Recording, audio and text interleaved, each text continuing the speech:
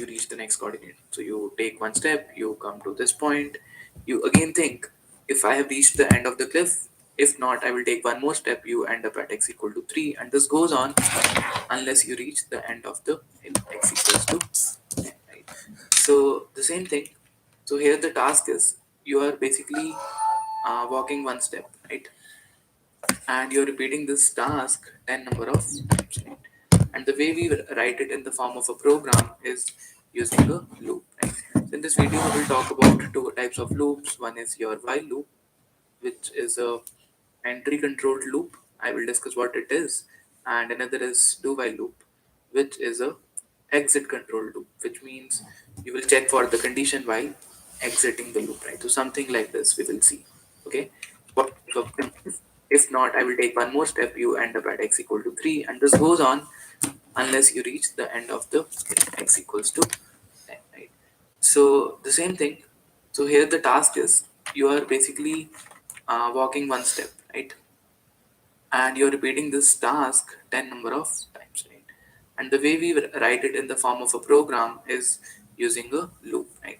So in this video we will talk about two types of loops. One is your while loop, which is a entry controlled loop. I will discuss what it is. And another is do while loop, which is a exit control loop, which means you will check for the condition while exiting the loop, right? So something like this we will see. Okay. And we'll also see what difference in the output it makes. So let's first recap the syntax of a while loop. Okay. So in while you have three things. You have a starting point. You say, okay, going to start from x equals to 0. You have the while statement followed by the condition when to stop, right? So while x is not equal to, let's say, 10, what I will do, I will say, okay, take one step, I will walk one step ahead, and I will increment the value of x. I say, okay, x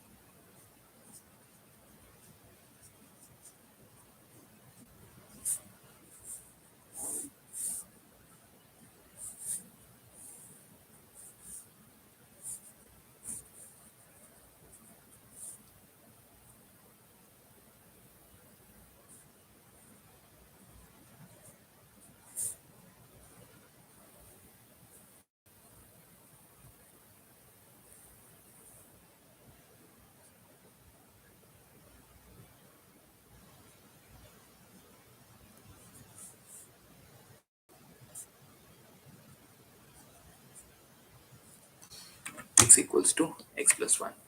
So this will repeat until x is not equal to 10, right? So this is the task that is going to repeat itself until this condition is not false, right? So in any loop you have three things. You have an initial condition, you have a stopping criteria. Okay, this tells you when to stop the loop, and once you stop the loop you come out of the loop after this curly brackets. So anything that goes inside the curly brackets is part of the loop, right? And this condition is called update. How do you update the value of x? And there can be multiple ways to update the value of x, right? So instead of saying I will take one step every time, you can also say I will take two steps. From 0 I will go to 2, from 2 I will go to 4, from 4 I will go to 6, 8, and finally 10. So in that case you could say x equals to x plus 2, right? So let's recap how do we write a loop in the code. So you can say, okay, you have the end of the cliff at 10, and initially x equals to 0, while x is less than equal to cliff end, right? So what you can say, okay, I will do something like this. I will take one step, so which means I will go to the next coordinate and I will also print the coordinate. Okay, so taking one step, and now I am at this particular coordinate. So this prints the value of x. So you are at 0, 0 is less than 10, so you come inside the loop, x becomes 1, you come to x equals to 1. You Next time you say 1 is less than 10, then x becomes 2. You say okay, taking one step, and now I am standing at x equal to 2. Taking one step, reaching this coordinate x. And this finishes the loop. So let me just build this one. This is while. Okay, so it says, okay, let me say build while.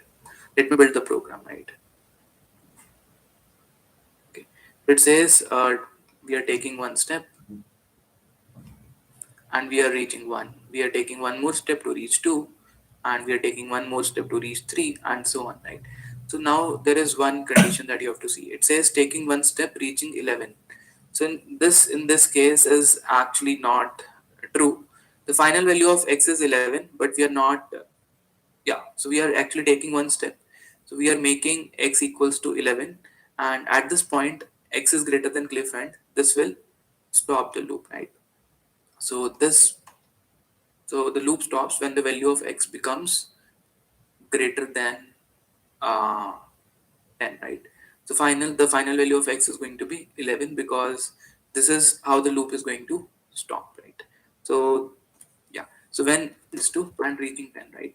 So maybe you can cliff, and we are going, let's say else if, and here we have if x is exactly equal to cliff end, then we are standing at the cliff.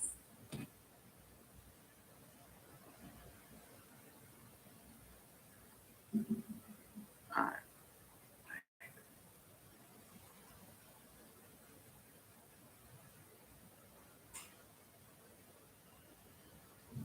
okay, so finally you are standing on the cliff edge, right? So this is how while loop is going to work. You have to think of a proper suitable criteria when to stop. When x becomes 10, you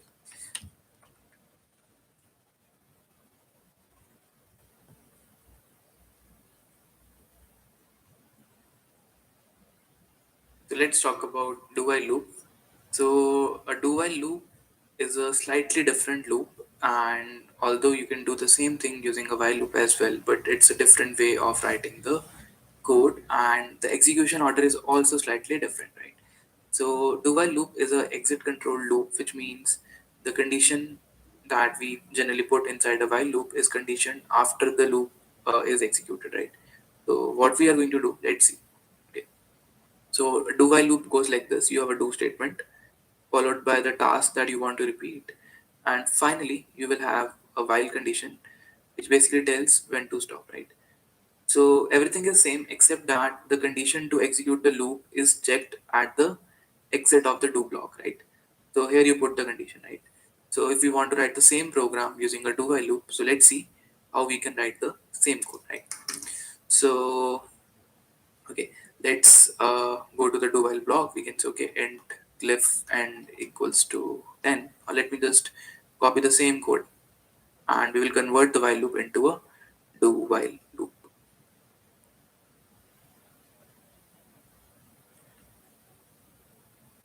Okay, so you have a cliff and at 10 while int x equals to 0. This is your starting point.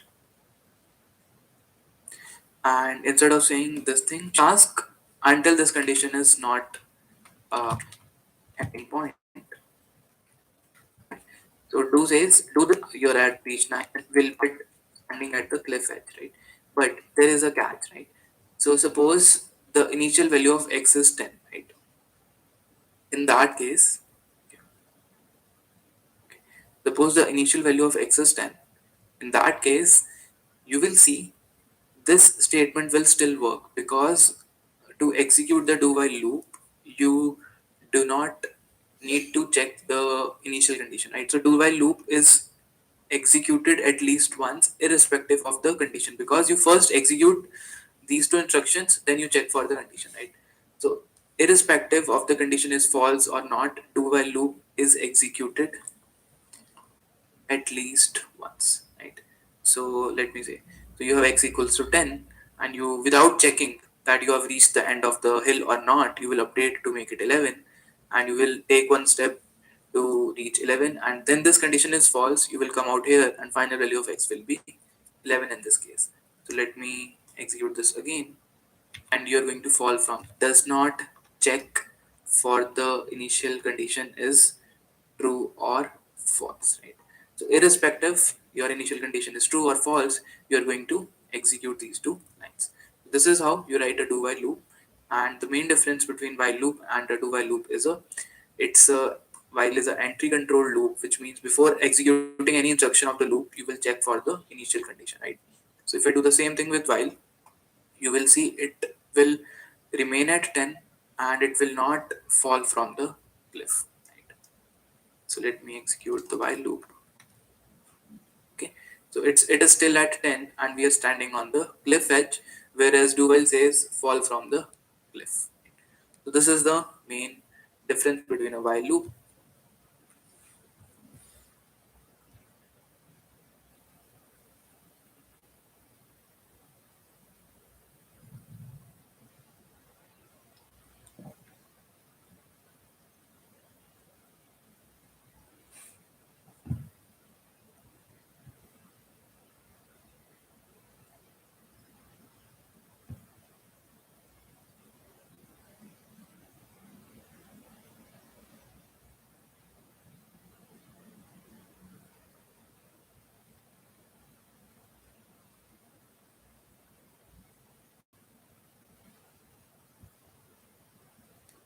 Everyone, in this lecture we will talk about for loop. So we have another kind of a loop that works exactly same as while loop, but this has more concise syntax, right?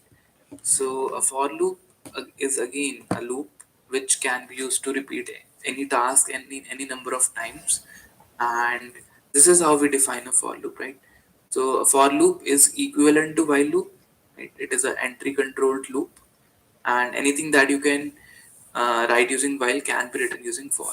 The only thing is in while loop we had look at three conditions: the initial condition that you need to define before the loop starts, a stopping condition, and an update condition, right? So a for loop combines these three into a single line, right? So let's see how do we write a for loop, right? So for loop is defined like this: for followed by round brackets, you give the initial condition, you give the stopping criteria, and you also give the update condition, right? So what I can do is I can say okay, and cliff, you give the initial condition, you give the stopping criteria, and you also give the update condition, right? So what I can do is I can say okay, and cliff and equals to 10, I have to stop at 10, and initially I'm at 0. What I can do for whatever x you have, so instead of saying like this, you can say okay, initialize x with 0, and you can say x is less than cliff end. And how do you update x? You take x equal to x plus 1, and finally you say okay, whatever we were doing in this while loop will now come inside the for loop, right?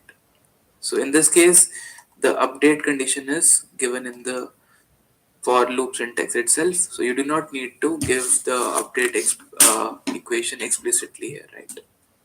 That's it, right? So you can see it makes the code very simple, easy to understand, and all the important conditions are clubbed into a single line. So you have the initial condition, you have the topping criteria, and you have the update criteria as well, right?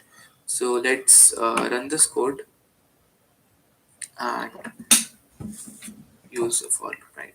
So taking one step, you are at 0. You take one step, you are at 1. You are taking one step, you are reaching 2. So this is an entry controlled loop. So you are at x equal to 0. 0 is less than cliff end. So you take one step and you are at 0, right? Then you update x, right? So it works exactly same as the while loop, right? And if you want to get the output exactly same like that, you may say okay, you just print the value of x plus 1, right? This will give you the exactly same output as well, right? Okay, So you can see this output is now exactly same as the output produced by the while loop. So in while we were able to do x equal to x plus 1 first, then we were printing the value of x plus 1. So what you can do, you can also say this part is actually executed after this line, right? So when you use like this, the update equation is executed at the ending of the loop, right? After this line, right?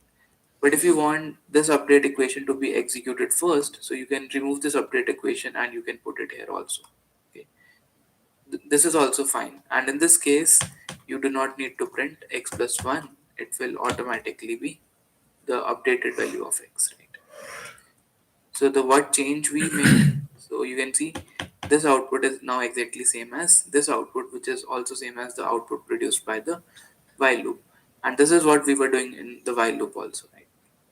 So what you can do, you can also give initialization here. So either you can do it in a single line, or you can do it inside the for loop syntax as well, right? So now I have, instead of three things given here, I have only given the stopping criteria. So you can see this looks like a while loop only, right? Okay. But in general, talking about most of the programs, this statement comes at the ending of the loop, right? So it's preferred to write this statement here instead of writing. But here I have one. So either you can do it in a single line, or you can do it inside the for loop syntax as well, right? So now I have, instead of three things given here, I have only given the stopping criteria. So you can see this looks like a while loop only, right? Okay. But in general, talking about most of the this statement comes at the ending of the loop, right? So it's preferred to write this statement here instead of writing it somewhere else.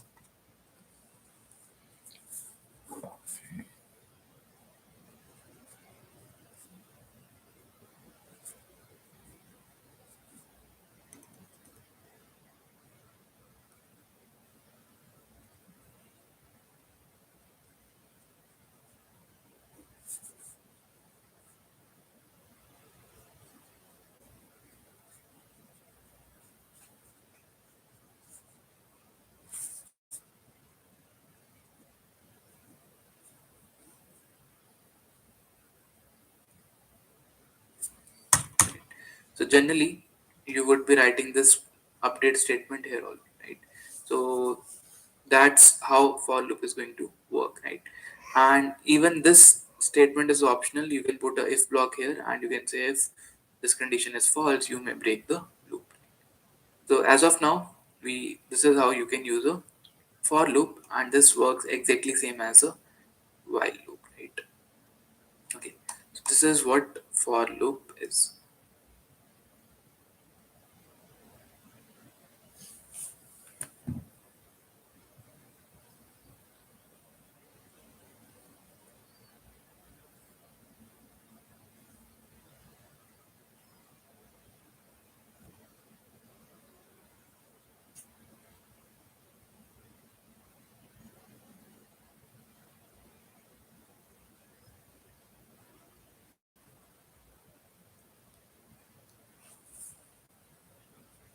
Hi everyone, in this lecture we will see how to find minimum and maximum of n numbers, right?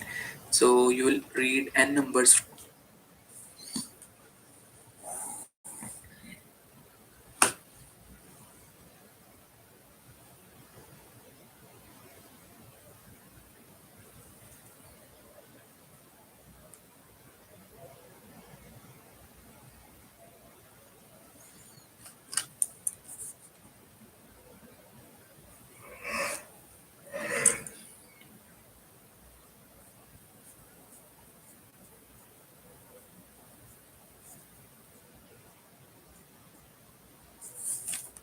from the user, and you will print the minimum and the maximum number that is available to you, right? So the way we are going to numbers from the user. Hi everyone, in this lecture we will see how to find minimum and maximum of n numbers, right? So you will read n numbers from the user, and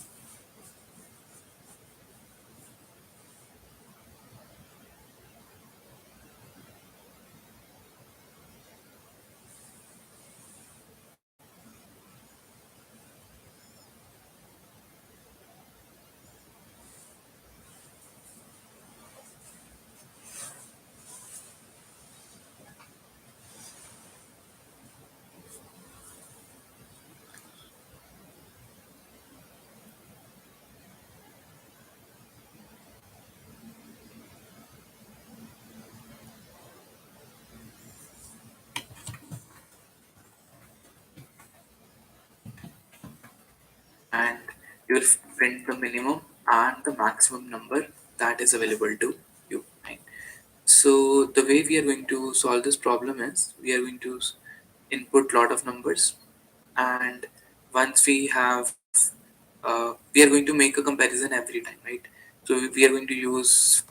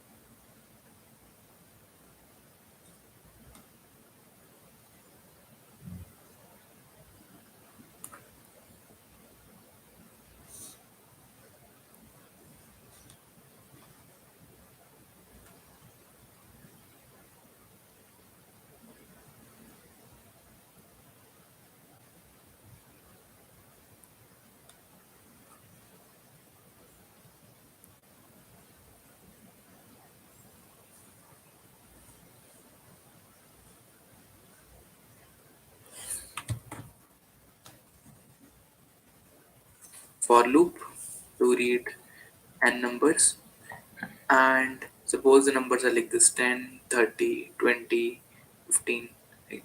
So you need to maintain what is the minimum so far, and you need to maintain what is the maximum so far, right?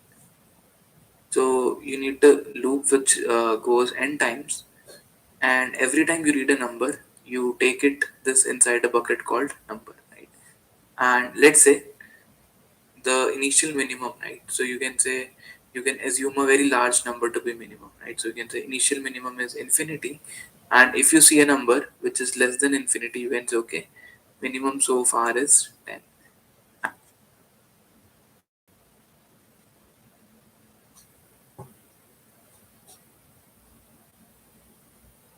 And next time you see 30, it's not less than 10, so minimum is 30. Next time you see 20, it's not less than 10, so the minimum so far remains 10. Next time you see 15, it's not less than 10, so it remains 10 only. Next time you see 5 and you say okay, it's less than the current minimum which is 10, so you make it 5. And similarly, you maintain a maximum so far, let's say, which is initially minus infinity, which means it should be very small number. Okay, and now you see 10, you say okay, 10 is larger than minus infinity, so the maximum so far is 10. Then you have 30, you updated 30, then you go to 20, you go to 15, you go to 5. All these numbers are less than your maximum so far, so the final maximum is 30, right? So how many variables you need? You need one variable n, you need a one variable number, and you need a variable I, just to see which number you are reading. Okay, so I is the variable that controls how many times you have to run the loop, right? And two variables, the minimum so far and the maximum so far, right? So this is how you build the logic to find out the minimum and the maximum number. So let's quickly write down the code. So you can say int min so far, it is equal to int min. Okay, it should be equal to int max actually, right?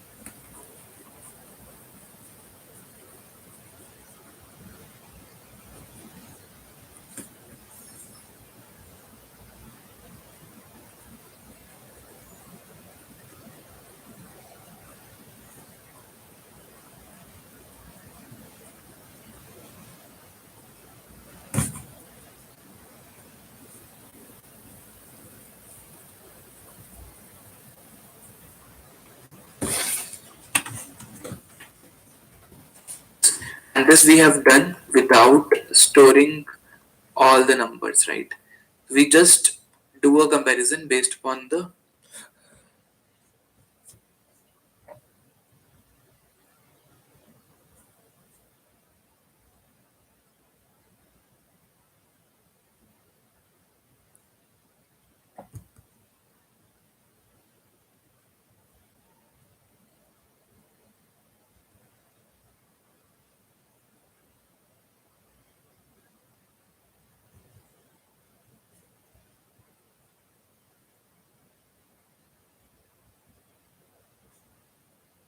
Hi everyone, in this video we will solve pattern problem.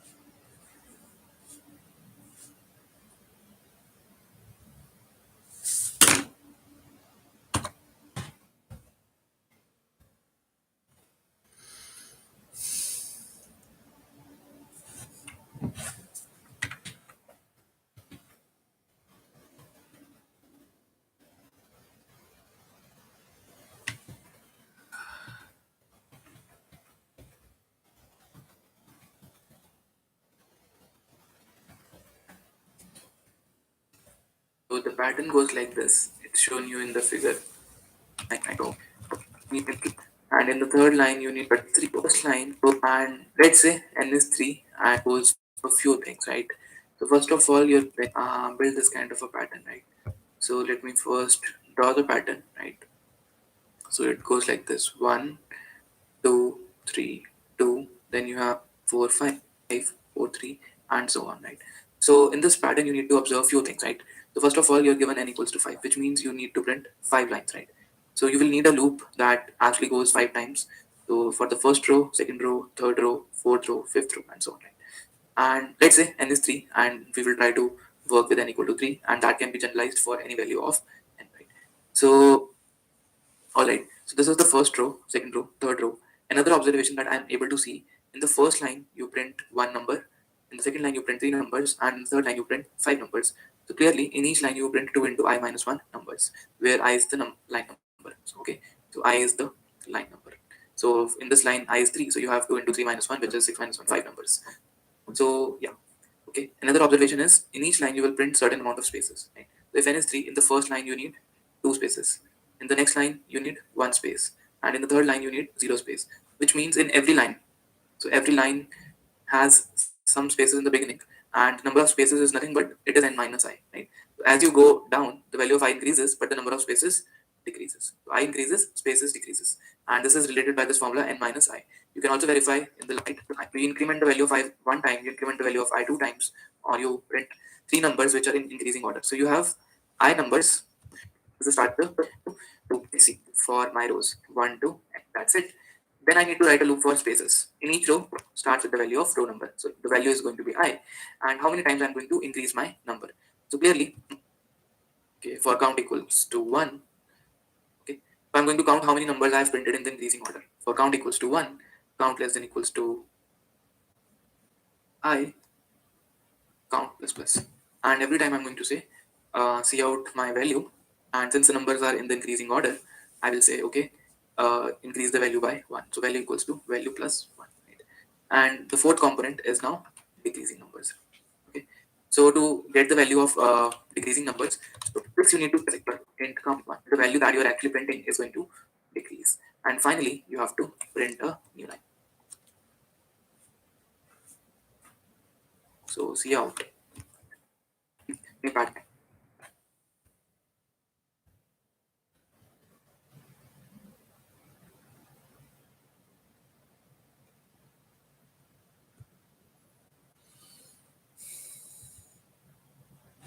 Everyone, in this lecture you will learn how to find square root of a number. So the question is, given a number n, you want to output square root of n, right? So this is your input, and output is under root of n.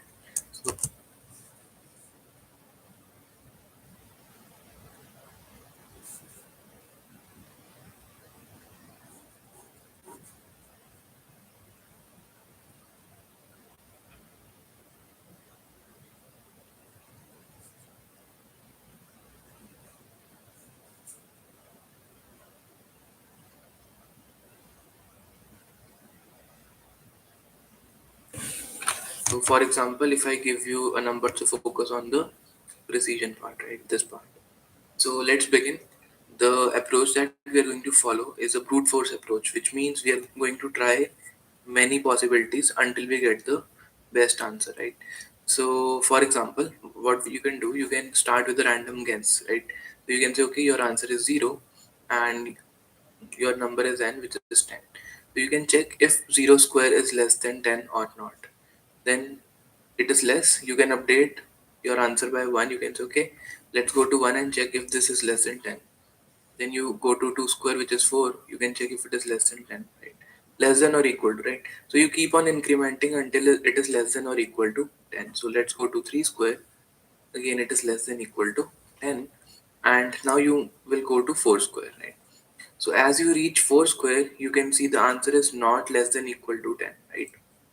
Because 4 square is 16, and 16 we obviously know is greater than 10, which means the correct answer was the number that was generated one step backwards, right? So one step, you have to go one step back. So from 4 you go to 3, right? And you can keep a variable I which just stores all of these numbers, or you can keep a variable answer which stores your what is your current answer, right? So every time we are going to the next position, we are adding 1 to our current answer, right? So your final answer is going to be 3. So this is how we can generate the integer part. Similar approach we can follow for the precision part as also, right? So once you know you have 3, you can say, okay, now I want to finalize what should be the first digit here, right? So this digit can take values in the range 0, 1, 2, up to 9, right? 3 point something will be anything 3.0, 3.1, 3.8, 3.9, something like this, right? We need to finalize what is the best digit for the um, this place, right? The first place after decimal, right? So what you can do is you can generate a number 3.0, and you can check if this square is less than equal to 10. Yes, it is. You generate a number 3.1 and you check if this is less than equal to 10. Yes, it is. So you keep on generating 3.2 and you check if it is less than equal to 10. We know this is not less than equal to 10, so you go one step backward. So how do you go one step backward? In the same manner like you did previously, right? The only difference that is coming here is instead of having an increment of plus 1, now you're having an increment of plus zero point 0.1, right? So every time you increase your answer by a factor of plus zero point 0.1. And once you know 3.1 is the best number, you can now finalize the digit for the next place. So you can start with your answer 3.1, 3.10. You can check if it is less than equal to 10. You make it 3.11. You check if this is less than equal to 10. You go to 3.12 and so on, right? So you will repeat this until this digit is finalized. So you go to 3.16, it is less than equal to 10, so you go to 3.17. As you get 3.17, you know it is now greater than 10, right? So this number is greater than 10. This is not true, so you go to one step back, and you know your second digit after decimal is now 6. So if you want to calculate for the third place also, you will repeat the same process with a different value of increment, right? So here the increment was 0.01, and for the next time your increment would be 0.001. This is the value of increment that you're going to add to your answer once you finalize digit, and your increment will be reduced by 10, right?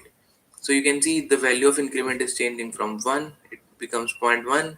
As you go to next place, it becomes 0.01. As you go to the next place, it becomes 0.001. And if someone is saying you want to calculate your answer for p places, you need to update your increment p plus one number of times. Because if I want my precision up to 3 places, here in this case you have 3 places, then you need to calculate your answer for actually 4 places. One place is before decimal, and you have three places after decimal, right? After dot, and one place for the integer part. Okay. So let's implement the code for the integer part, and then we will also implement the code for the precision part, right? Let's see how we can write the same thing in the code. Okay. So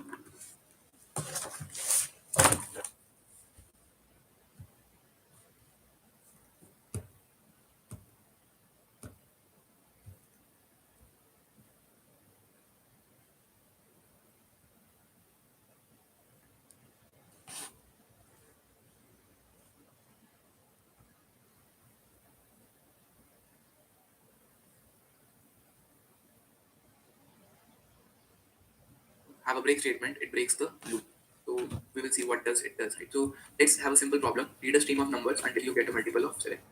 So what I want to do, I want to read a number and problem. Everyone, in this video we will learn about two important statements. One is break statement and another is continue statement.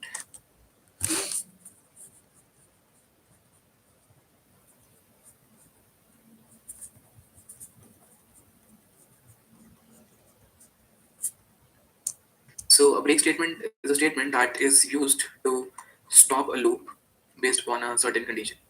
Based upon certain condition. And this statement is written like this, break, right?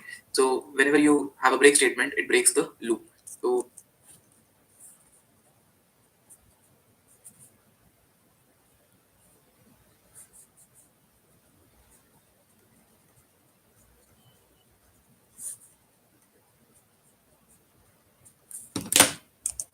we will see what does it does, right? So let's have a simple problem. Read a stream of numbers until you get a multiple of 7. So what I want to do, I want to read a number and I can say this is a stream of numbers, which means I may read infinitely. There are multiple ways to solve this problem, but we are going to solve it using break statement. I can say, okay, while true, which means this is an infinite loop. This loop has no stopping condition as of now.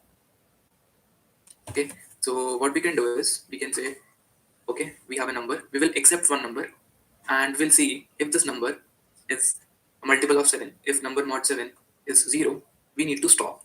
We have to stop processing more numbers. So what we can do is, if we want to come out of the loop at this point, we can say break.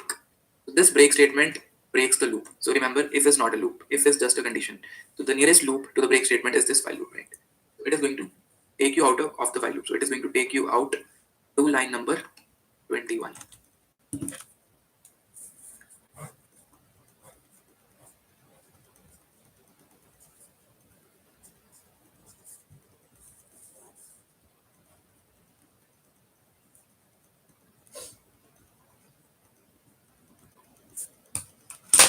Otherwise, if this is not the case, you can print the number that you have read so far. So you give the out number and you do sum followed by, okay, you give it this number. This is the number that you have processed.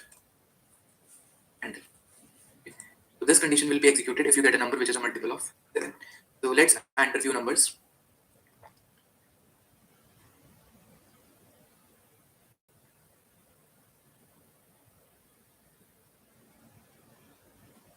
Okay, so let me say 10, 20, 30, 50, 47, and let's say 21. So you can see as you entered 21, you didn't get any output, which means line number 21 is not executed, which means the loop has stopped processing and you are coming out of the loop, right? So here you may write C out, came out of the loop. We will see this line will get executed. Okay, so instead of line number 21, you will come to line number 24 as soon as you hit the break statement. So you enter every number, and if condition is checked for every number, and if this condition is true, you break the loop. So 10, 20, 21. So it says it came out of the loop, right? Which means you are able to break the loop using the break statement. Now let's see how you can use the continue statement, right? Okay, so if you replace this break with the continue statement, so break takes you to line number 21. Continue will take you to line number 14. Okay, it will take you to line number 14, which means effectively you won't do anything, right? So let me show you what is going to happen. And this will also skip line number 21. So let me give 10, 20, 30, and if I give 21 now, it breaks the loop, but we have to build the code, right? So let's do it again. Okay, 10, 20, 21. So now you can see 21 is not printed, which means line number 22 is skipped. And we can enter one more number, 25. We can enter 28, but this number will not be printed. So what is continue doing? It skips anything that is written below the line number 20 inside the loop. So all statements will be skipped inside the loop and it will take you to the starting of the loop. Continue takes you to the starting of the loop. So this is what the continue statement does.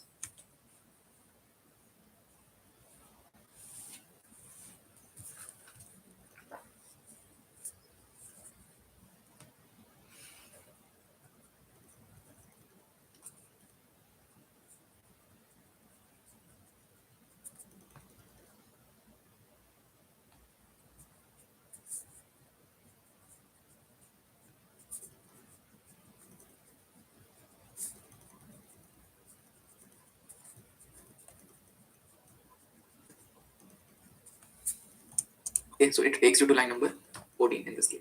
So maybe let's write a program in which we will read numbers. Maybe we will read certain numbers. Okay, let me just copy this, and let's say this is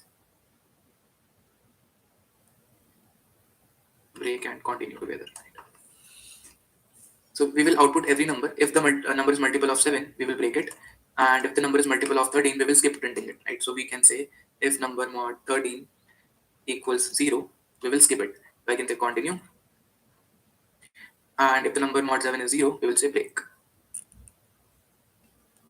Okay, so what does this program will do? So this program will accept and print numbers until you get a number which is a multiple of 7. And you will skip all numbers which are multiple of 13 and 7. Those numbers will not be printed on the screen.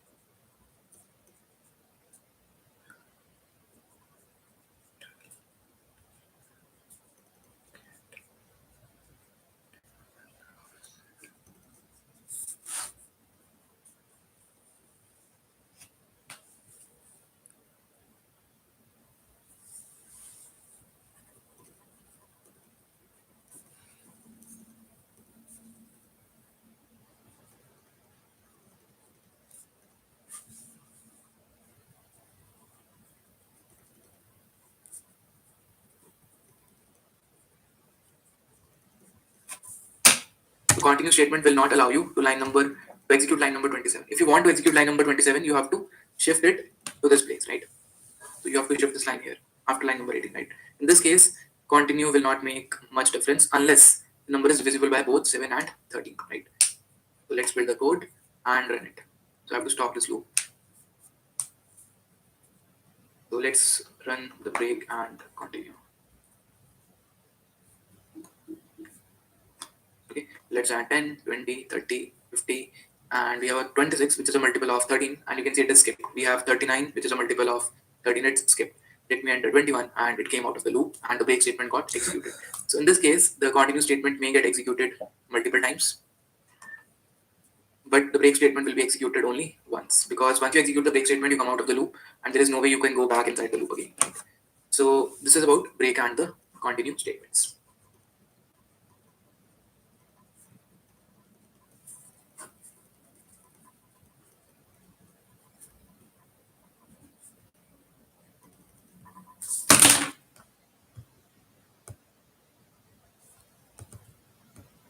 चल जा भाई. In this video, we will talk about how to write a program to check if a number is prime or not. So remember, we discussed a number n is prime if it is divisible by only 1 and the number itself, right? Or you can say it is not prime if it has any one of the.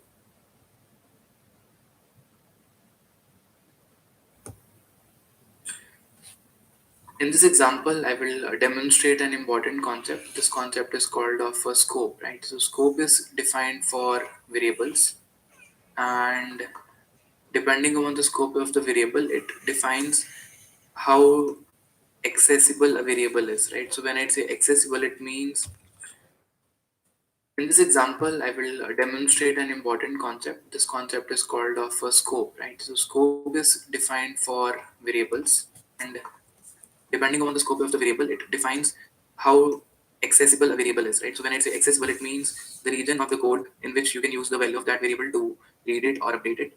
And so basically, it also defines the lifetime and the visibility of that variable, right? Remember, variables are the buckets that exist inside the memory, and we have been creating variables so far. So for example, this is a variable, right? Int x equals to 10, and we can do cout x. So in C++, you have mainly two types of scopes. One is called local scope, and one is called a global scope. So anything that is defined inside curly brackets follows a local scope, right?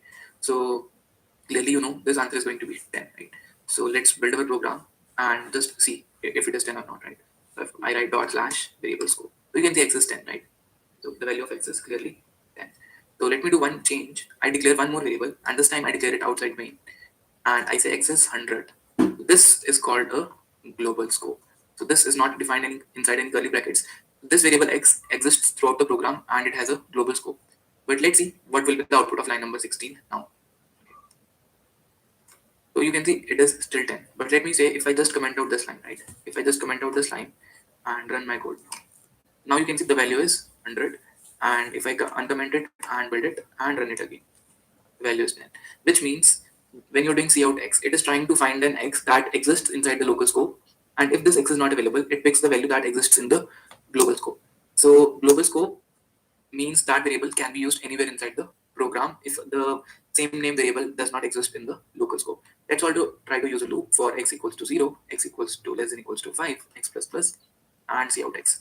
So what do you think? What value of x it will change? Clearly, it is going to change this value of x if this line is declared inside the main. And if I just comment out this line, it is going to affect the global value of x, right? So it will affect the global x. And suppose you want to access both the values of x, right?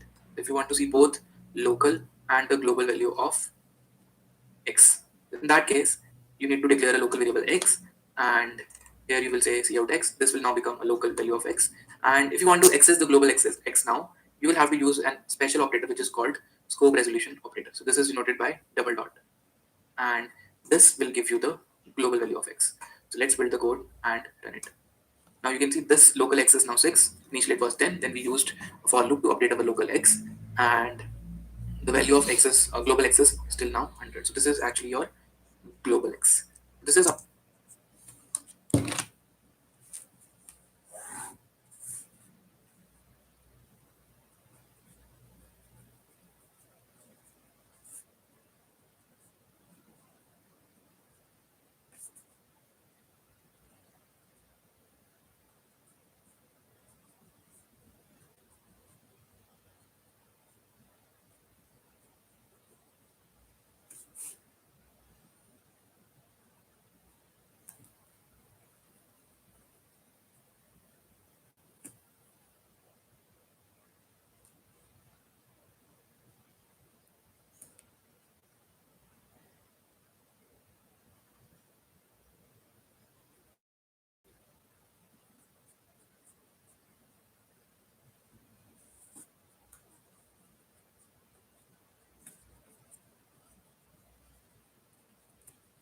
how you access a global variable using the scope resolution operator, and this is now your local x. We may define another x. Now this x exists only inside the for loop. So this x, now we have three x. One is in the main, one is inside the for loop scope, one is now the global x. So in line number 22, you will get the value of local x because at this point the loop has ended, and this x which was created in the memory will get destroyed. This is the x with the loop scope. So let's try to run our code now. Okay. So in the loop scope, the value of x is changing from 0 to 5. The local x remains same. This does not change the value of local x, and global x is still 100.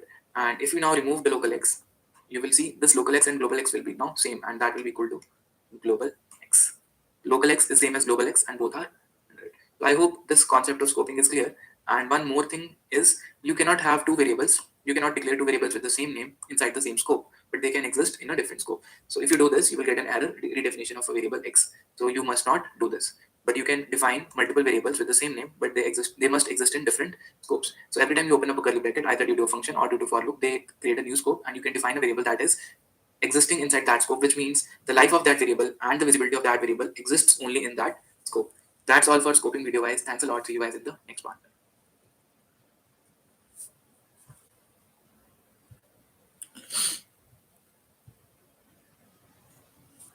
Everyone, in this lecture, you will learn how to read a list of characters in C++, and we will talk about another method to take input that is called scene.get shortly in this video. So, what the problem is, you want to read a sentence, right? So, first of all, you know how to read a single character. So, you create a 1 byte memory and give it a name, variable name ch, and you take input ch, and you also output ch, right? This is very simple, and you can also try it in the terminal also, right? So what I can do, I can run it, and I can say, okay, character is a, you get output as a. That's it. But suppose instead of reading a single character, you want to read lot of characters. So what you will do? Simply, you will use a while loop, and you will have a stopping condition while this character is not equal to some special character. Maybe if you want to read a sentence, then that sentence may terminate at a dot, let's say, or it might also terminate at a new line character, right? What I will do, I will output whatever is there in my character memory, and I will read a new character. So I do C out and I do C in. So instead of doing it here, I do it inside the loop. So this will print characters one by one, right? So print the last character that we have read, and this will update my character memory, right? Update my char in the memory. So this is like you're reading the next character, right? Read the next character. So let's see how this is going to work now. So let's run this code. So if I input A, then I get output A. If I input B, I get output B. If I give input C, I get output C. If I input D, I get D. If I press dot, and the loop stops, right? This is how this works. There is another way in which this is going to work very well. So instead of writing character by character, you can just type in the entire character stream here, and you will get the same in the output. So this gives you hello world. Now you might ask how this is able to read a string. So let us dive deep into how the console and the input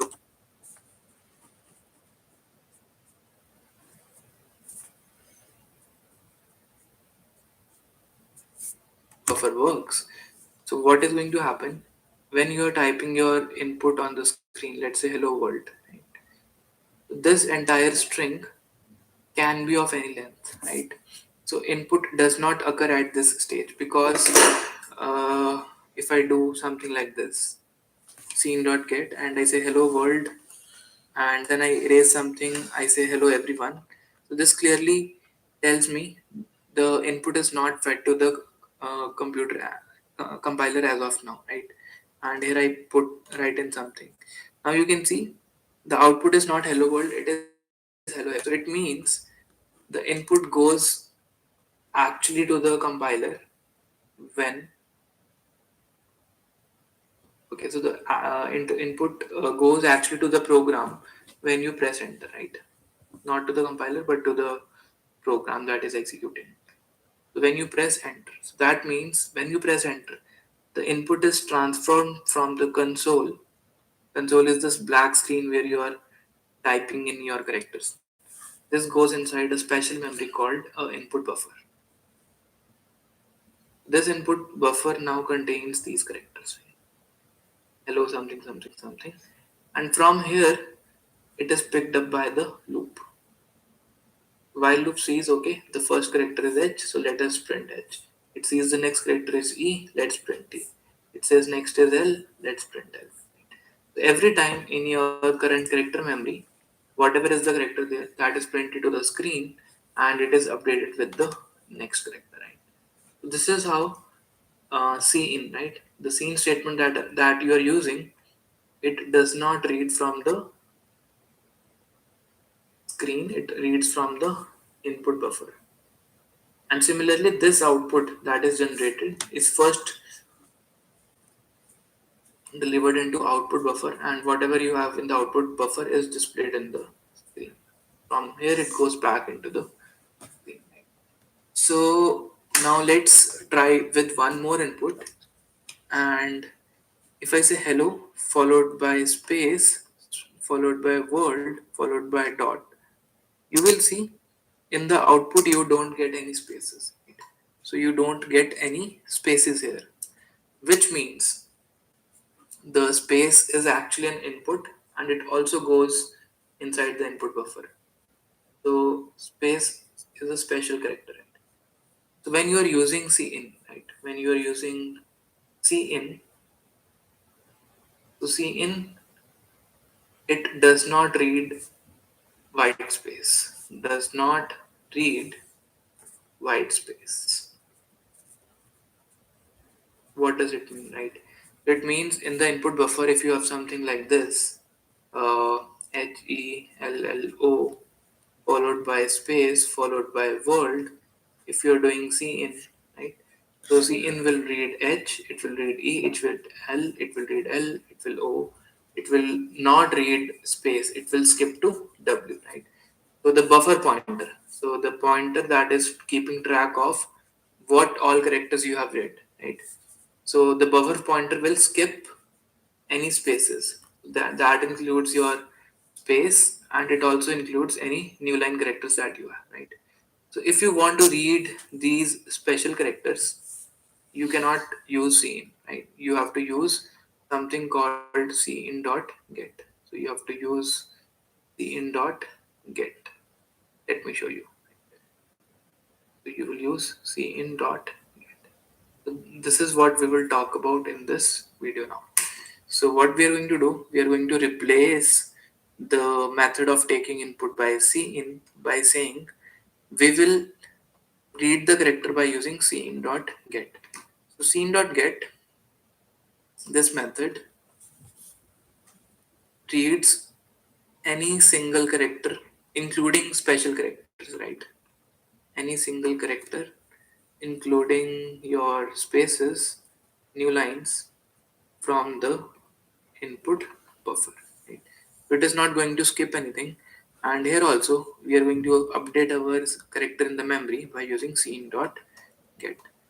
So this statement reads the first character and this statement reads the rest of the characters from the string, right?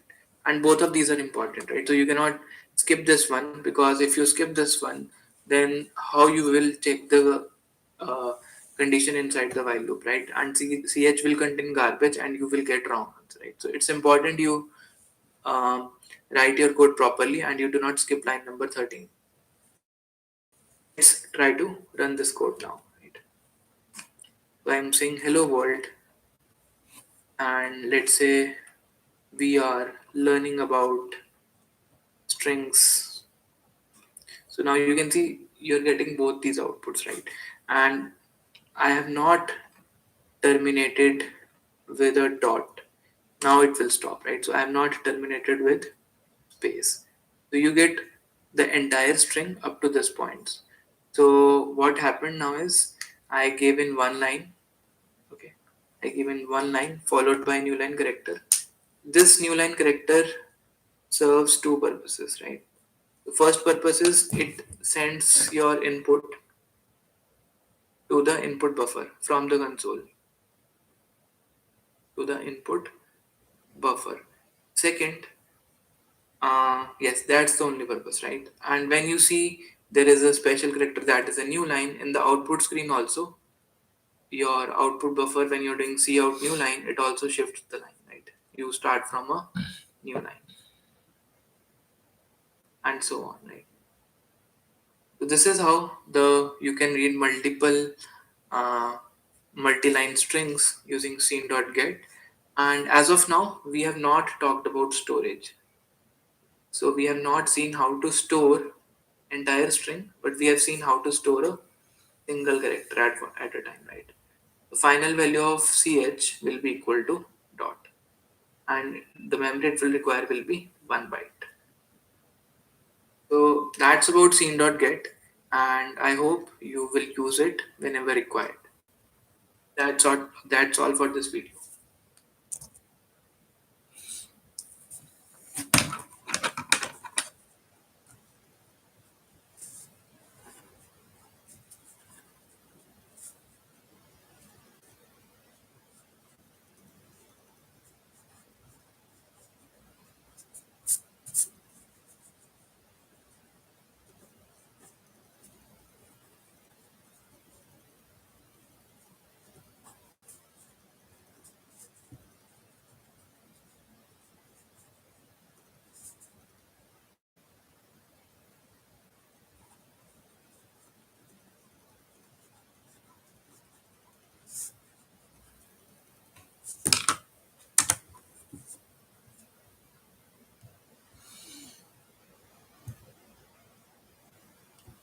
Hi everyone, in this video,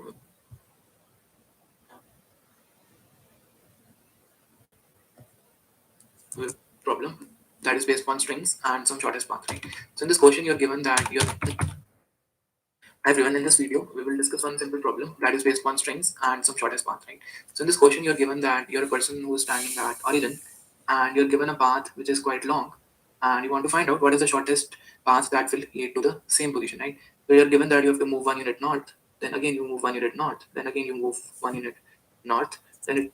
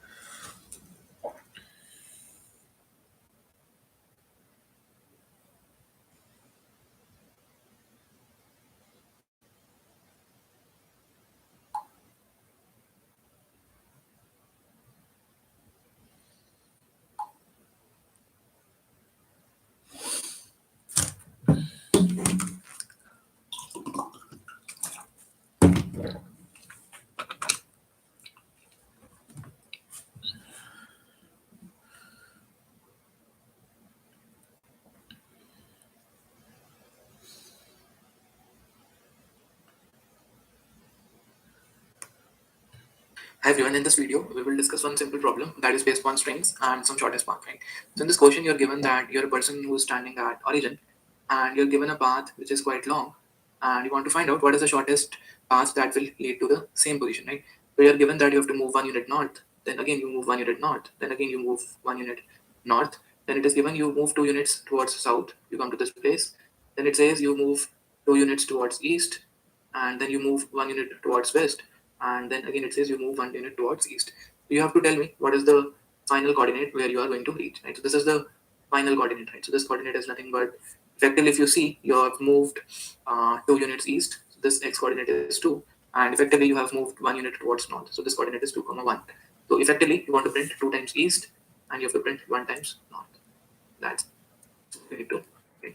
So let's see how we can take this input and process it, and how we can compute the final displacement, right? Final displacement of the person, right? So what you need to do, you can have two variables. One stores the x coordinate of the person, and another stores the y coordinate of the person. And you can initialize both of them to 0 0 because you're starting from origin, right? And if you see north, you can say, okay, I'm moving towards positive y. I can increment y, y plus plus. If you see east in your input, you can say, okay, I'm moving towards positive x. I can do x plus plus. If you see west, you can do x minus minus. And if you see south, you can do y minus minus. So this is what you need to do, and finally you will print x and y. You will get the final coordinates of the person. Okay? And those many units, right? So number of units that he has to actually walk is x plus y. That's the total amount of, uh, that's the total displacement, right? Or if you want the diagonal, you can also do under root of x square plus y square. Right? So assuming he can only move in these directions, your final answer would be x plus y. So he can go north, east, south, and west. So let's write the code. So we will take inspiration from the theme dot uh,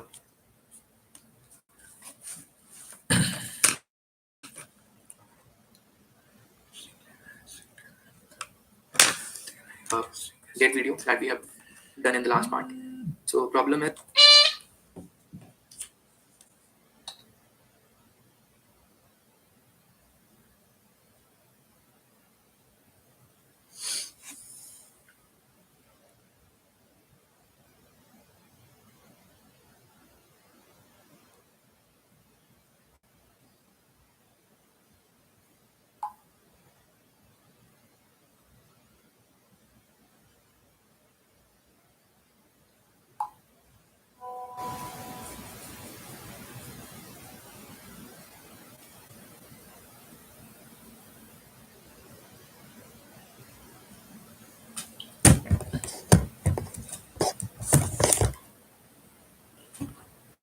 is to find the displacement, and you will now read a string, and it is not given where the line will terminate. So we will assume your string will terminate at a new line. So while ch is not equal to backslash n, and instead of you have a doing new message. An output, we will say we have now x which is 0, we have y which is 0, and depending upon what character it is, we will adjust accordingly. So if ch is equal to north or ch equals to small n, we can say we will do y plus plus.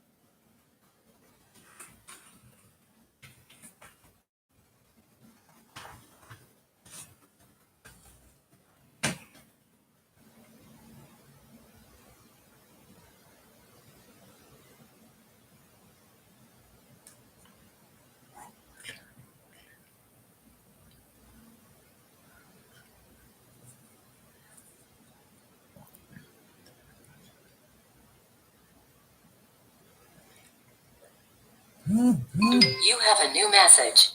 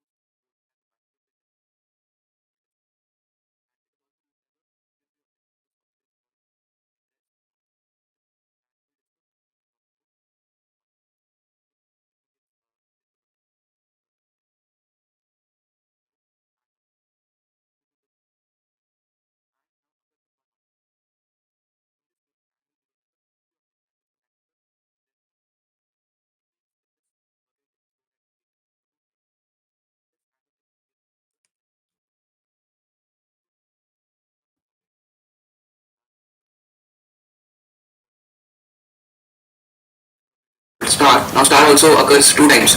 So star is also an arithmetic operator, which means it will do multiplication if it is occurring with two operands. For example, if you do 5 into 3, you will get an answer as 15. So star is used in multiplication where it acts as a binary operator because it is given two operands to operate upon, but it can be used as a unary operator also, and in this case it is called dereferencing operator. Okay, and similarly we have operators which are called new, we have operator called delete. So these are some of the unary operators, and you can also have logical not. Okay, this is also a unary operator. Then you can have unary minus, you can have unary plus. So plus can also act as, for example, you're writing a number minus 5, right? So you can say x equals to minus 5. In this case, minus is not used for subtraction. It says this number is negative. So in this case, this minus will be a unary operator because it operates on a single operand. You can also say x equals to plus 10, which means this is a positive 10, right? So in arithmetic operators, you have already studied about plus, minus, multiplication, division, modulus. All these operators come under the category of arithmetic operators. And let's see what all operators are there. So we have a ternary operator, right? So we will discuss about ternary operator also. So a ternary operator is denoted something like this: question mark followed by a colon. So what this ternary operator does is, so the way to use this ternary operator is like this. So you will have a condition here, and if this condition turns out to be true, you will have a statement here. That statement will be executed. And if that condition is false, you will have a statement here. That statement will be like this. So you will have a condition here. And if this condition turns out to be true, you will have a statement here. That statement will be executed. And if that condition is false, you will have a statement here. That statement will be executed. For example, if I say 7 mod 2, okay, I put a question mark here. 7 mod 2 is a condition. And then I can say cout mod. So this is a single line statement followed by a colon. I say cout even. If you execute this line, it will evaluate this expression. 7 mod 2, clearly it is 1. So clearly this is non-zero. So any non-zero value is considered as true. So if this value is true, then you will see this number, this statement will be executed. So if this condition is true, you will execute this. If this is false, you will execute this. This is what ternary operator is. Or you can say something like this. X equals to, let's say time is greater than 6 a.m. Then you can say morning. Otherwise you can say evening. Something like this. So suppose x is a string and time is a variable. You take input time, okay, and you check if this is greater than 6 a.m. and then you can say x will take the value as morning, otherwise it will take the value as evening. So you can also add assignment with the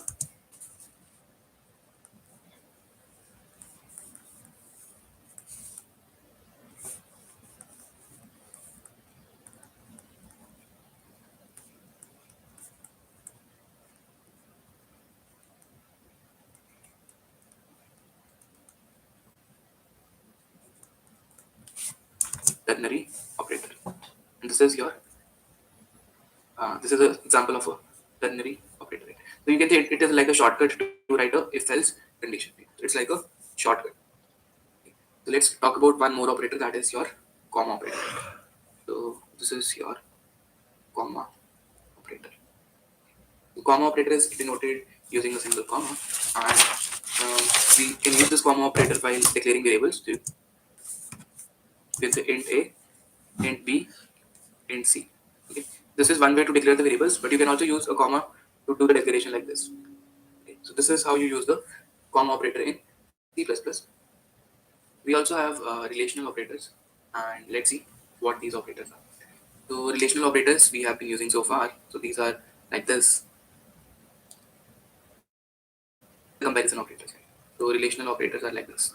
So if you give something like this, 5 is greater than 7, this will evaluate to false. So these operators will give you true or false in the expression evaluation, and you can have operators like less than, equal to, less than, or greater than, equal to, double equal to, and value of x equal to 5. If you do x equals to 5, so logic different expressions. For example, if I say 8 is greater than 5 and 8 modulus 2 is 0, okay, or either you can write this and, or you can write double and like this. Either you can write or or you can write or like this. Okay. So these are used to combine different expressions. Combine different expressions. For example, if I say 8 is greater than 5 and 8 modulus 2 is 0. Okay, so this is one expression, this is another expression, and this whole becomes one expression which is combined using a logical operator, right? Or you could have done 8 greater than 5 and 8 mod 2 is equal to 0. So you're combining two expressions, right? So when you're using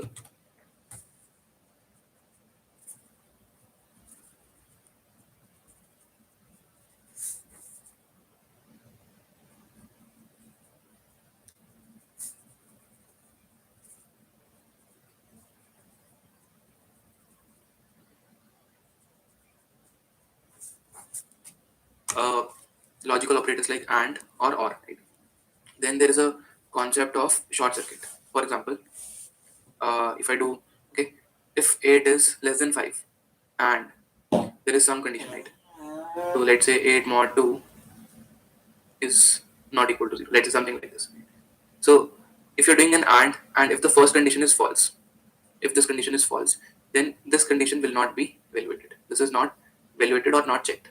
Because when you're doing and if one of the values is false, then you definitely know the answer of the expression is going to be false.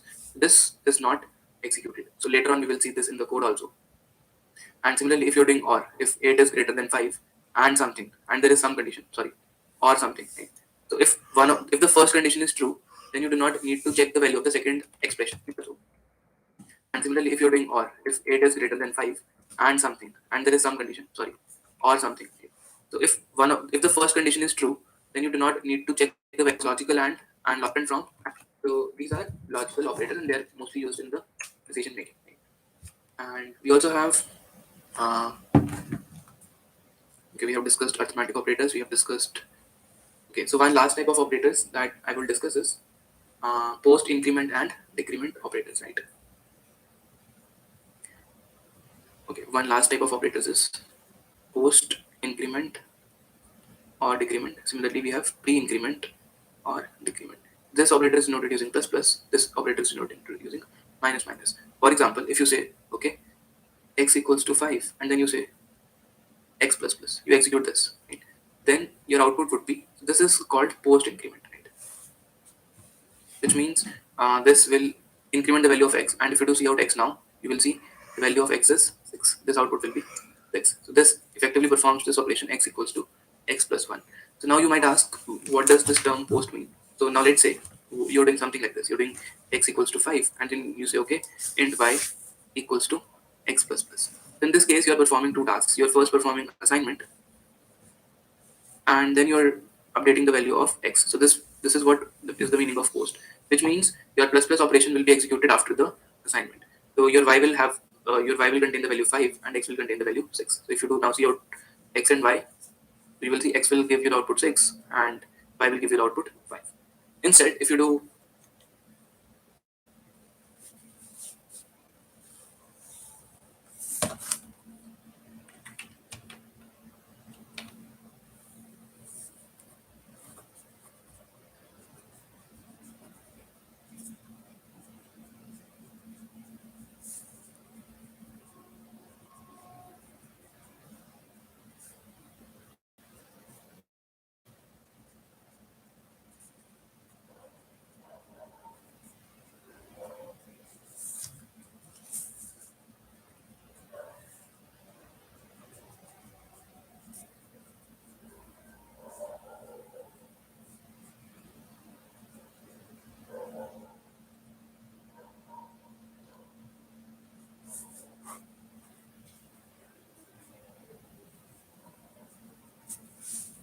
assignment, so your y will contain the value 5 and x will contain the value 6. So if you do now see out x and y, you will see x will give you the output 6 and y will give you the output 5. Instead, if you do int y equals to, if you do plus plus x, this is called pre-increment, which means you will first increment the value of x, so x will become 6 and y will also become 6. In this case, y will be 6 and x will be 6.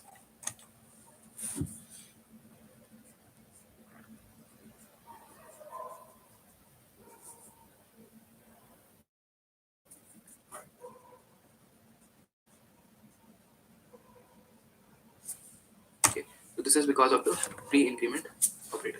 The same holds true for the minus operator, and in this case it is called decrement. You are able to you're decreasing the value of x by 1. So this is your decrement, right? And one last thing that I wanted to talk about is the compound assignment, right? So you can perform different operations with the assignment operator also. For example, if you want to update x by amount of 5, you can say x equals to x plus 5. So this is correct. This is one way to increment a number by 5. You could also say x plus equals to 5, which means this plus equals to is a compound assignment operator. So you are doing two things. You're doing addition, you're also doing assignment. And these two statements will exactly do the same work. Okay. So instead of saying x equals to x plus 5, you can say x plus equals to 5. So this will increment the value of x by a factor of 5. You can also do x star equals to 5, which means if x is 5 now, the new value of multiply equals to. In the next video, we will discuss about some more operators, and we will also see how to use them in the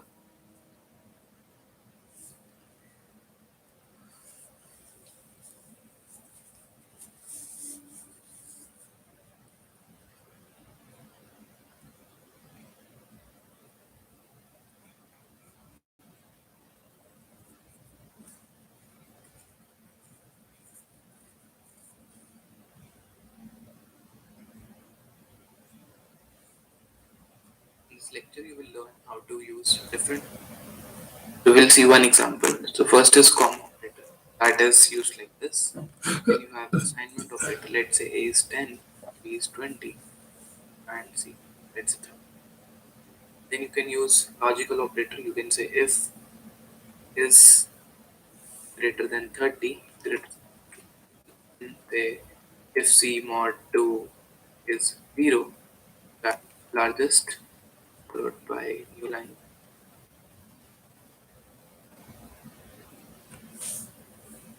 An example of bitwise operator, and you can do C out or you can do C out X or Y.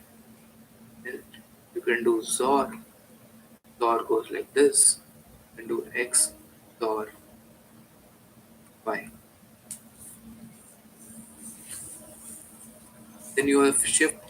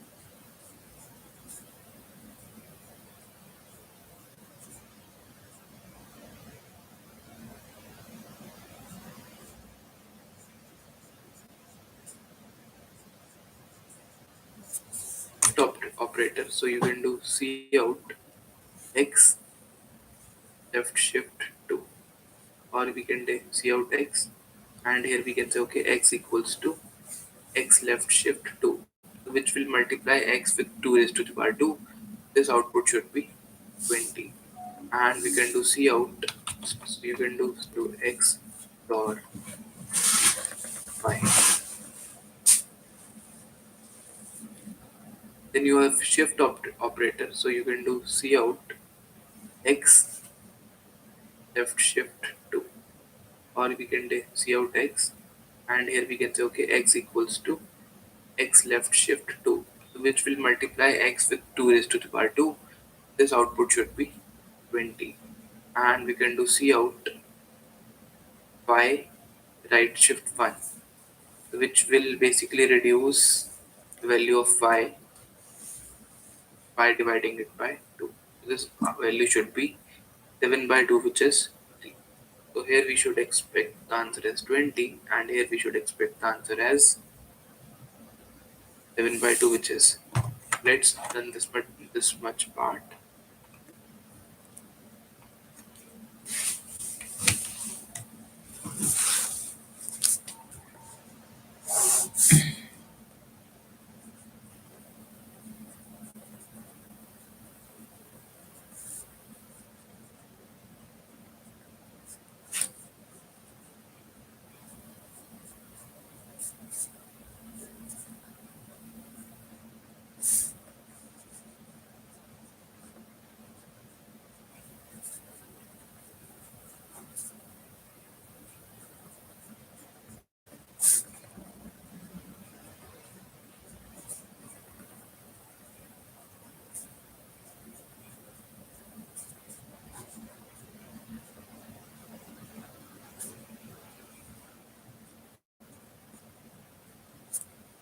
and here we should expect the answer as 7 by 2, which is, let's run this much part.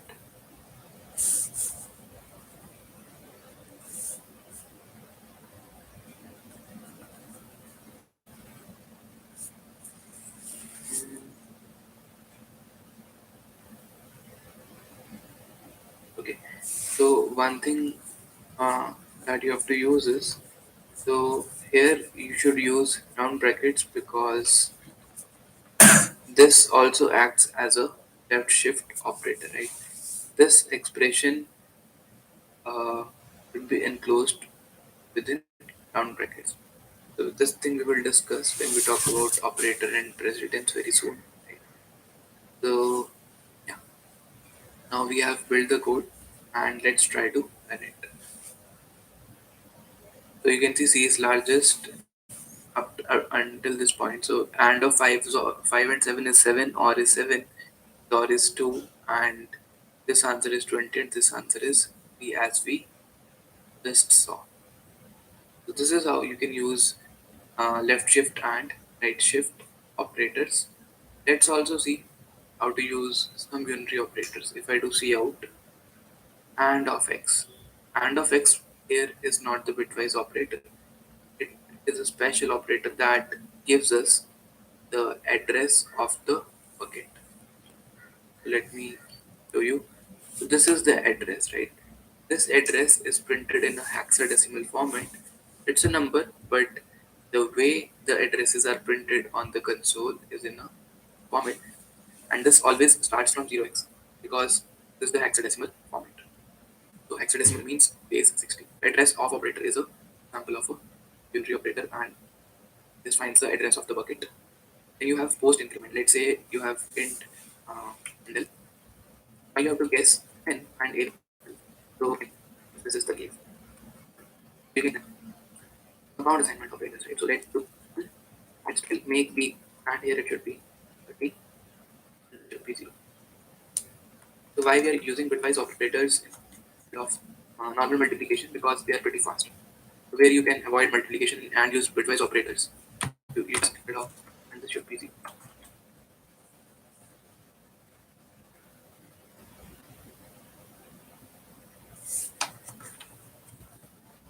Why we are using bitwise operators instead of normal multiplication? Because they are pretty fast. Where you can avoid multiplication and use bitwise operators, you should use those. So you can see a after multiplication is 30, a after modulus is 0, and b after left shift is. So our answer is coming as vector.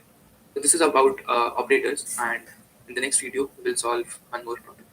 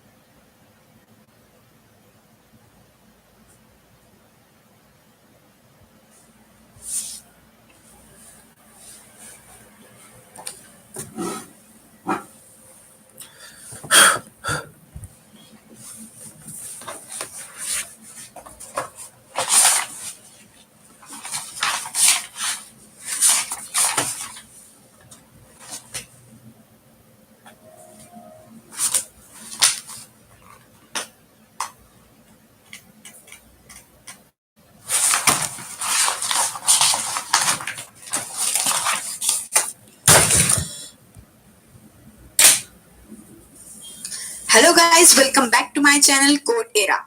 So in today's video, we are going to discuss top 9 SQL query which are very important for the placement or for the technical interviews. So let's get started.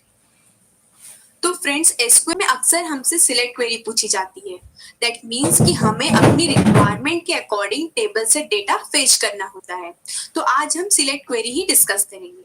So here I am considering employee info as our table and MySQL as a database. So friends, first query है that we have to find the third highest salary from the employee info table and it is very important query. किसी भी technical interview में SQL से related ये query पूछी ही जाती है. सो जब भी कोई क्वेरी हम डेटाबेस को देते हैं तो हमें सबसे पहले दो चीजें स्पेसिफाई करनी होती है.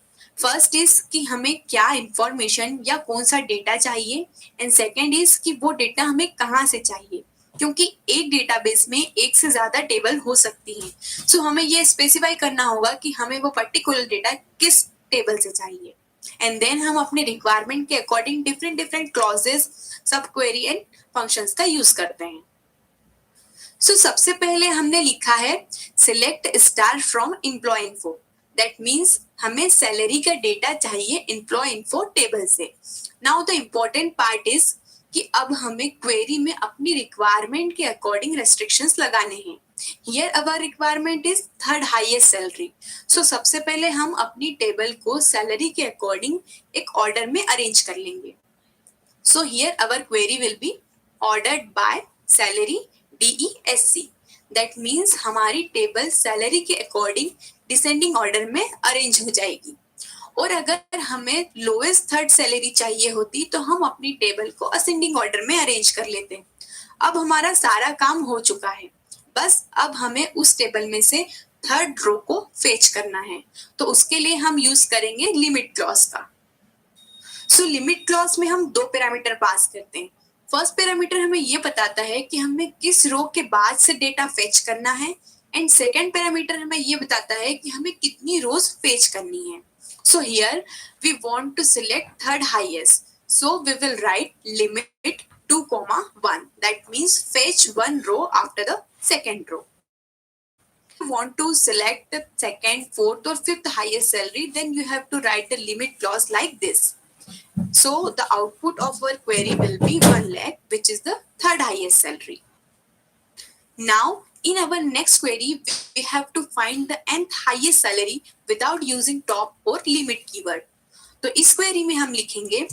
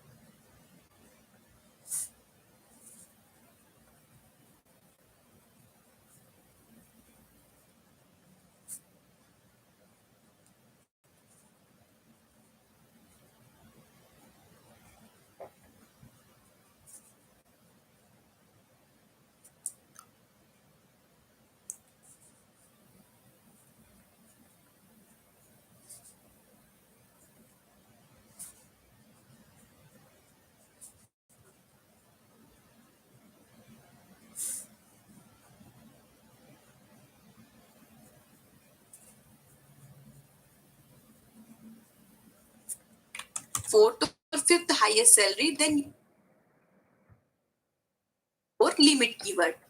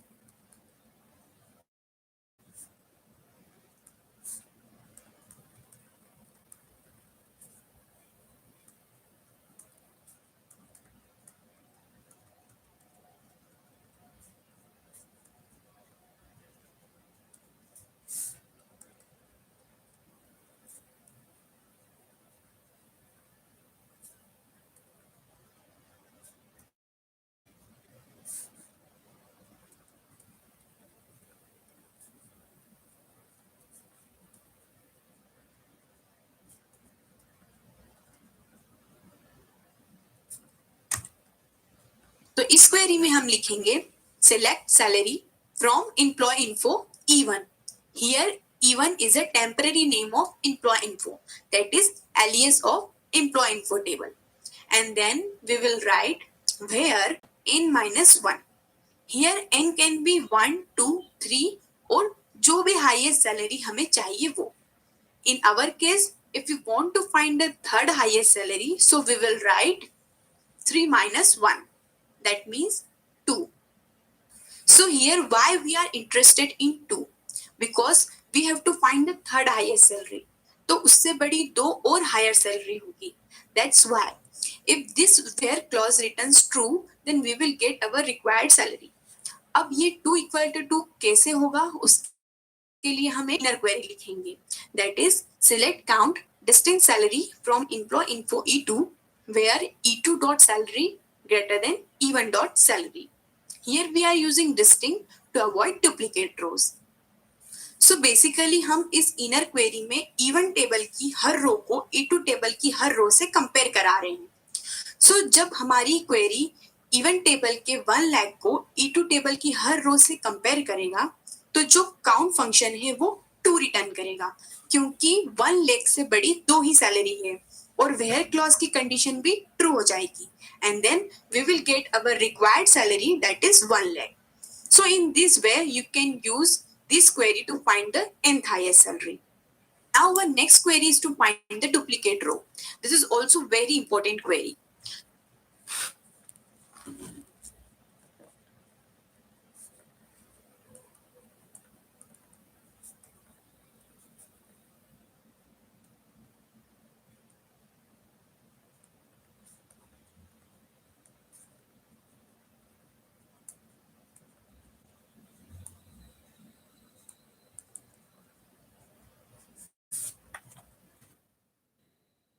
क्वेरी में हम लिखेंगे select star.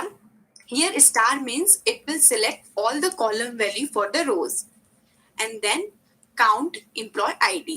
This function will count the number of employee IDs and then here we will use two new clauses that is group by and having. So when we use star and count function together then we have to use group by clause, otherwise we will get an error because select star हमें table की एक से ज्यादा रोज fetch करके देता है पर count having. So when we use it row, this is also very important query. So इस query में हम लिखेंगे select star. Here star means it will select all the column value for the rows and then count employee ID. this function will count the number of employee IDs. And then here we will use two new clauses, that is group by and having. So when we use star and count function together, then we have to use group by clause. Otherwise we will get an error because select star हमें table की एक से ज्यादा रोज fetch करके देता है, पर count function हमें एक ही रो देता है. That's why we have to use group by clause.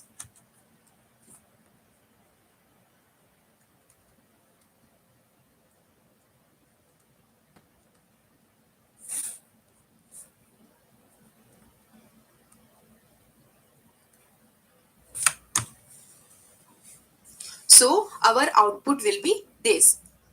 Now you can see that there is one new column shows the count for employee ID.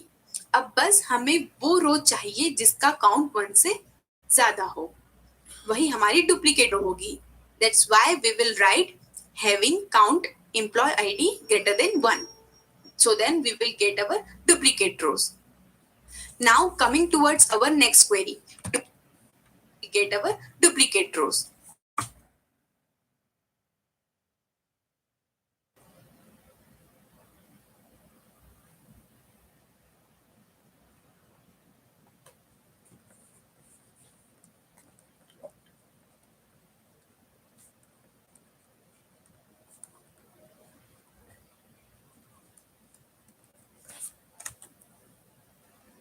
Now coming towards our next query to calculate even and odd record.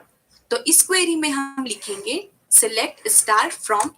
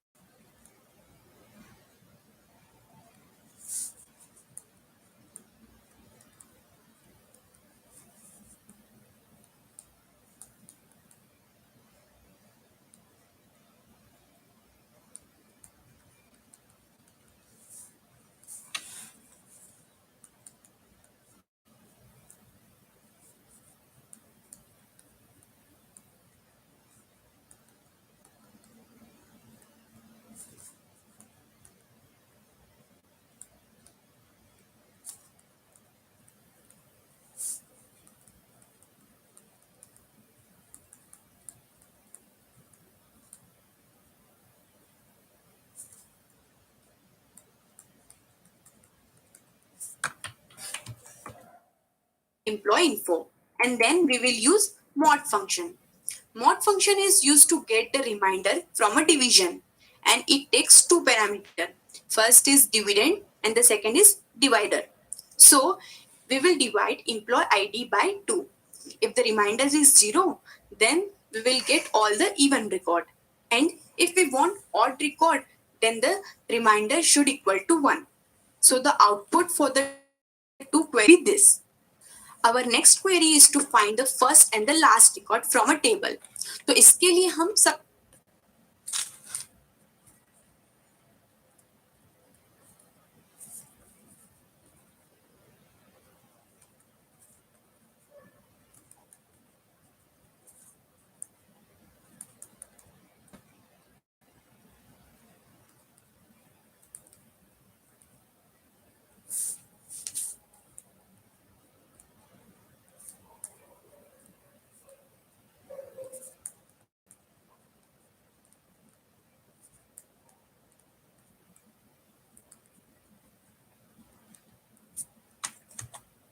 सब query का use करेंगे।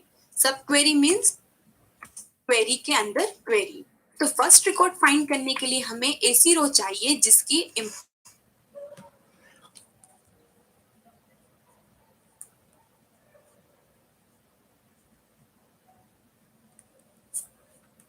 ID की value सबसे छोटी हो, क्योंकि वही सबसे फर्स्ट रिकॉर्ड होगा। So we will write select star from employee info where empid equal to what?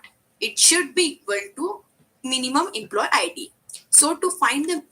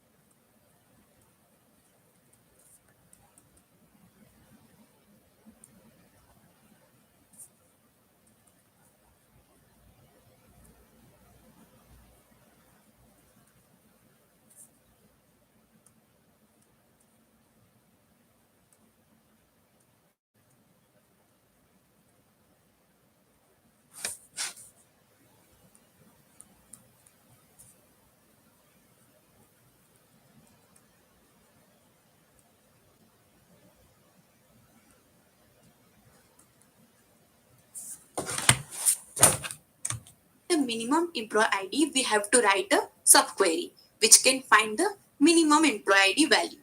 So for this, we will write select mean emp ID from employee info, where mean is an aggregate function. So using this query, we will get the first record. And to find the last record, employee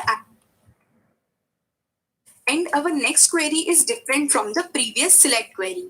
In this query, we have to copy all the row from a table. So for this, we will write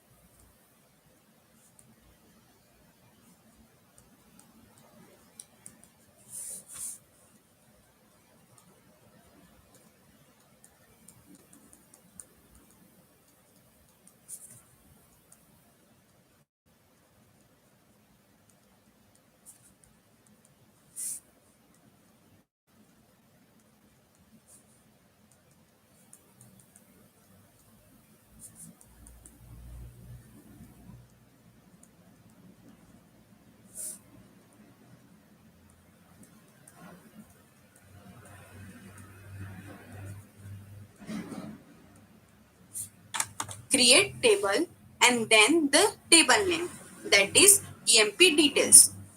तो सबसे पहले हमें एक table create करनी होगी जहां पर हम रोज को कॉपी कर सकें. Then we'll write as select from employee info.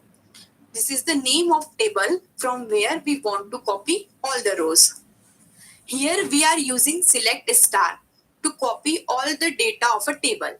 And if we want to copy only column value, then we have to write create table EMP salary as select EMP ID, salary from employee info. When we execute this query, it will create a table EMP salary having only two columns, that is EMP ID and salary. And also it will copy data from the employee info table. And if you only want to copy the schema of a table but not the data, then you have to write create table EMP ID as select star from employee info where 3 equal to 4. Here we are writing 3 equal to 4 because this statement will return false and it will create an empty table. So the output for this query will be this. So now in our next query, we have to retrieve the list of employees working in the same department.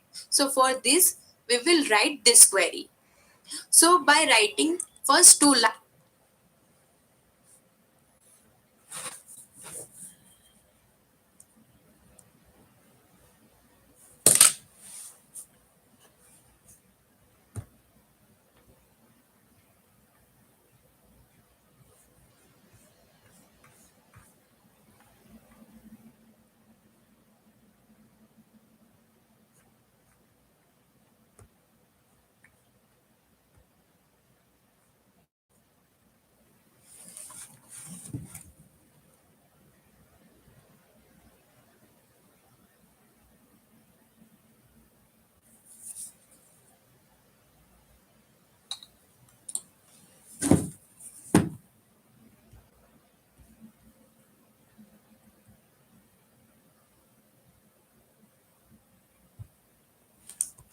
we will fetch employee ID, first name and the department from employee info table E and E1. Here we are using E and E1 as alias, that means a temporary name for a same table. So the scenario will be like this. And in the third line, we will write our requirement, that is employees working in the same department. So we will write where E dot department equal to even dot department and E dot EMP ID not equal to even dot EMP ID. ऐसा करके हम दोनों tables को compare और ऐसी रो fetch करेंगे जिसमें department तो सेम हो पर उनकी एम्प्लॉय आईडी अलग अलग हो. हम यहाँ पर एंड का यूज कर रहे हैं ताकि दोनों कंडीशन ट्रू होने पर ही वेयर क्लॉज ट्रू रिटर्न करे. So when we execute this query, we will get our required output.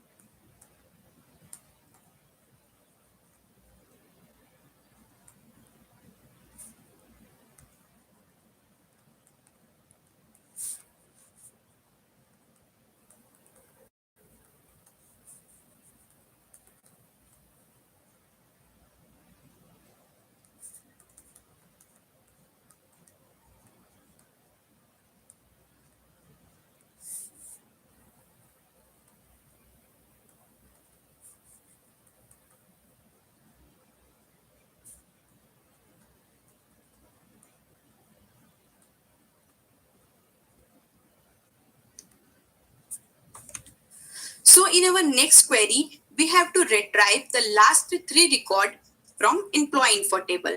So for this, we will write an inner query, that is select star from employee info order by EMP ID descending limit. So this query will give the last three records in descending order. So the output of this inner query will hold by a cursor, that is temp. Then our query will become like this. And then the outer query will again rearrange the resulting rows in the ascending order so that we will get our required output. So in our last query, we have to fetch detail of employees whose last name ends with alphabet A and contain 5 alphabets. So for this, we will use like operator along with a wildcard, that is underscore. And in a query, we will write select star from employee info where EMPL name, and then we will use like operator to find the pattern which contain 5 letter and must end with A. So for this, we will write 4 underscore followed by A in a single quotes. So this query will. Hello friends, welcome back to Codera. In today's video, we will see that how to create database and insert value in the table. So let's get started. First, open your MySQL command prompt and then enter your password, whatever password you have set for your MySQL. Now, we should have access to create database. To create it, the command is create database and then your database name. For example, create database, my database. Here, the name of my database is my database. Now, our database is created. To ensure that our database is created, write command show databases. It will show the list of all the databases. See, our database is created. Now we have to write a command to use our database. So write use and then the name of your database. For example, we write use my database and then enter. Now we are in our database. Now we need to create a table. For this, command is create table and then your table name. In our case, our table name is register. So command is create table register. And then you have to mention the column name, their data type, size, and some constraint in between the parentheses. So our first column name is, and obviously it is ID. It must not be none. The third column name is last integer, right? It must not. And is insert into register, that is our table name. So insert into register value and it will fetch all the rows from our table and it will show in the form of table. You can see that our data is successfully entered into the table. अगर आपको video में कोई भी command समझ में ना आई हो तो यहाँ पे भी मैंने सारे कमांड्स दे रखे हैं, आप यहाँ से देख सकते हैं.